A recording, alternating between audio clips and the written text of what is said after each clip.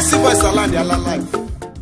aha Igbo ndị Ngọkpala Community Association nke dị na mba UK nakwa Ireland na-akpọ oku ndị enyi ndị ọgọ ikwu na ibe na ọgba ọnya ego ha ji edozi ụlọ ọgwụ maternity ebe ụmụ nwaanyị na-amụ nwa nakwa ụlọ akwụkwọ mebiri emebi ebe ụmụ ha na-aga mmụta ka ọ dịrị ha mma. Ndị Ngọkpala Community Association tinyere mmemme a na ọgụ abalị nke Julaị nke ndị oyibo na-akpọ 20th n'afọ 2019 na họl ebe mmemme a ga-adị bụ na Broadwater Farm Community Center nke dị na Tottenham, London N17 6HE.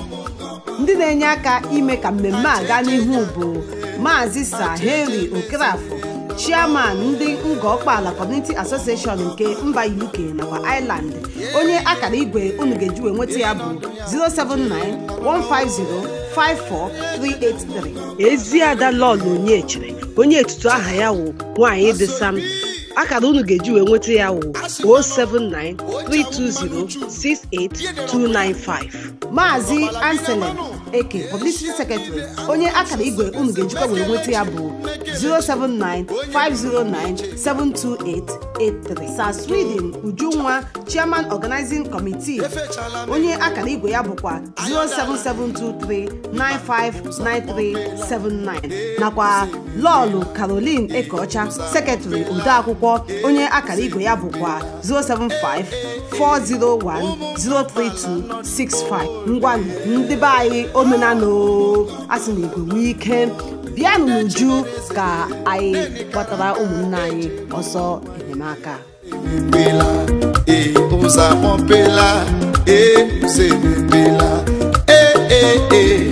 Ụmụ Ngọkpala nọ n'Igbo ole. Ụmụ Ngọkpala nọ n'Igbo. Lekwa ya. Agbara mmanụ bongo. Amara mmanụ bongo. Amara mmanụ bongo.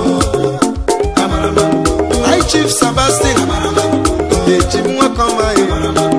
Omemma one of family. High Chief Umeje Jemba. Omenne.